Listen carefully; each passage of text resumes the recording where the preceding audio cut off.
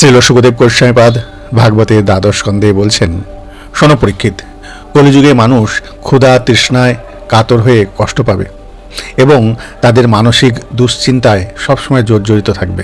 এই সময় মানুষের মধ্যে নানা রকম রোগ ব্যাধির প্রাদুর্ভাব হবে, মানুষের আয়ু আস্তে আস্তে কমে আসবে এই কলিযুগে। শোনো পরীক্ষিত, এই কলিকালে মানুষ পশু প্রত্যেকেই আকৃতিতে ছোট হয়ে যাবে এবং মানুষ বর্ণাশ্রম ধর্ম পালন করবে না, বেদ ধর্ম পালন করবে না এবং যারা মার্গদর্শী তারাও আস্তে আস্তে লুপ্ত হয়ে যাবে।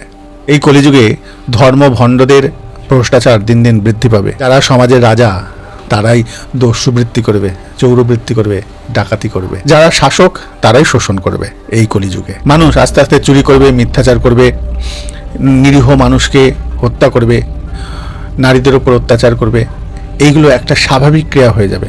মানুষ এইগুলো করতে আরও ভালোবাসবে। এগুলো সব কলিযুগে ঘটবে।